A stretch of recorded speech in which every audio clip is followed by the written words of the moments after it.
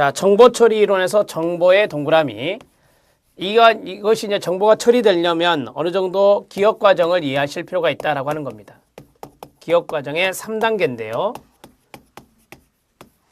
여러분들이 2번에 보면은 애킨슨과 시프린의 다단계 모형이 있는데 그건 별도로 보시고 우리가 크게 3단계로 봐요. 자, 정보 입력이 있고요.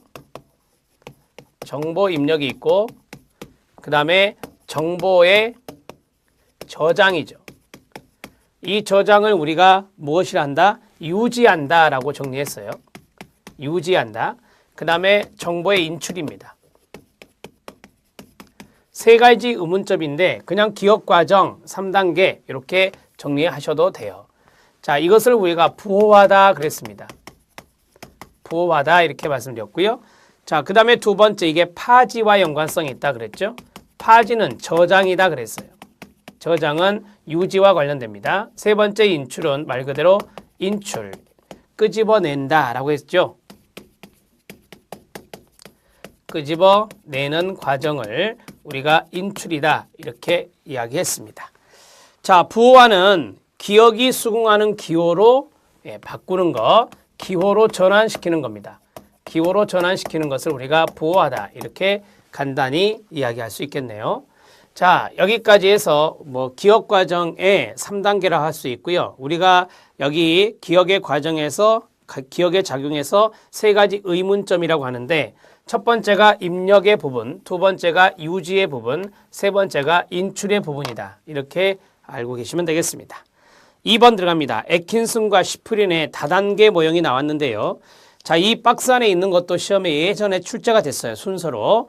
정보, 외부에서 정보가 들어옵니다. 외부, 자극, 감각기억부터 들어가죠. 감각기억의 1, 그 다음에 단기기억의 2, 그 다음에 저장이 됩니다. 이 저장이 되면 나중에 장기기억이 되겠죠. 장기기억의 3입니다. 기억의 세 가지 번호, 감각기억, 단기기억, 장기기억입니다. 인출 반응이 되죠. 자, 애킨슨과 시프린의 다단계 모형.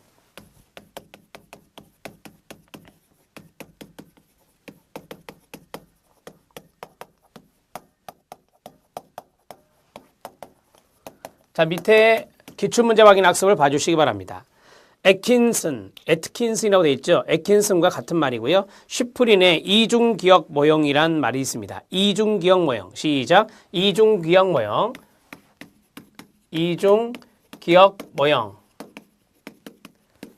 자, 다단계 모형을 이중기억 모형 이렇게도 정리를 한다 이 말이죠. 자, 첫 번째가 외부로부터 자극이 들어오는데요. 이것을 우리가 정보다 이렇게 말해요. 자, 정보가 들어왔습니다. 어떤 기억에 들어갈까요? 감각기억에 들어갑니다. 감각기관이 이것을 받아들이기 때문이죠. 그 다음에 단기기억이 됩니다. 단기기억은 뒤에 나오겠지만 작업기억과 연관성이 있습니다. 그 다음에 이것이 저장이 됩니다. 자, 저장이 되면 장기기억으로 되고요. 그 다음에 끄집어내는 것을 인출이라 한다. 그 다음 마지막 반응이 됩니다. 자, 이러한 것을 우리가 다단계 모형, 애킨슨과 시프린의 다단계 모형이다. 이렇게 정리할 수 있습니다. 자, 여기 밑에 있는 내용을 보시죠. 뒤에 있는 학자 보면 크레이크와 로트하크의 정보 처리 수준 모형이라는 게 있습니다. 이게 이제 최근에 우리 시험에 출제된 건데요. 자, 오른쪽에 보면 밑줄이 하나 그어져 있습니다. 그 밑줄이 바로 옳지 않은 것을 찾는 지문이었습니다. 애킨슨과 시프린의 이중기억 모형은 단기기억과 장기기억을 강조하고 끊어요. 기억 저장 공간의 구분과 정보의 순서적인 이동을 주장했으며 이후에 개발된 여러 모형의 기초가 되었습니다. 이게 순서인지 아시겠죠? 이게 순서잖아요. 그래서 거기 보면 첫 번째 단기기억이라고 하는 것과 그 다음에 장기기억이라고 하는 거. 이게 주기억이거든요. 그래서 이 두 가지를 강조했고 그 다음에 정보의 순서적 이동을 주장했다. 정보의 순서적 이동을 강조하였다라고 할 수 있습니다. 자, 이제 오른쪽에 있는 밑줄을 봐주시기 바랍니다. 오른쪽에 있는 밑줄을 보면 정보 처리 수준 모형은 순서를 가정하지 않는다라고 했잖아요. 크레이크와 로트하크의 크레이크와 크입니다. 로트하크의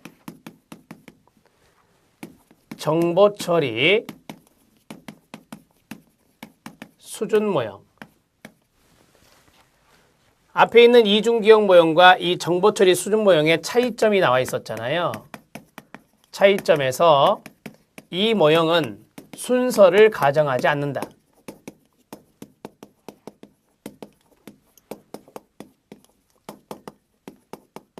이거는 정보의 순서적 이동을 강조했고요. 이것은 순서를 중요하게 생각하지 않았다라고 하는 측면이죠. 이 두 가지를 구분하시라고 바로 써드렸습니다. 2번 들어갑니다.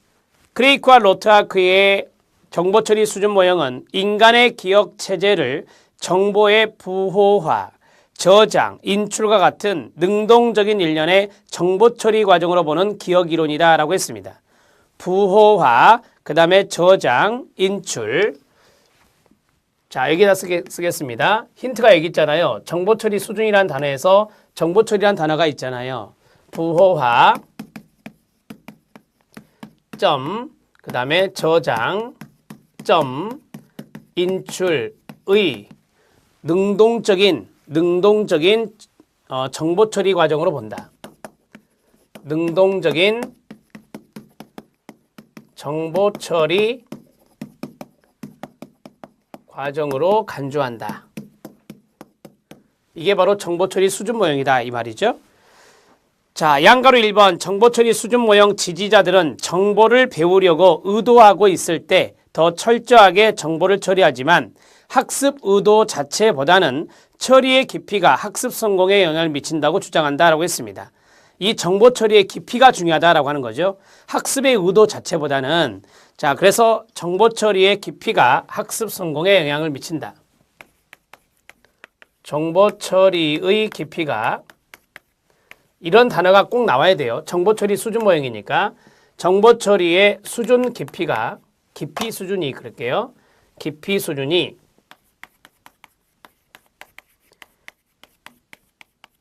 학습에 영향 미침.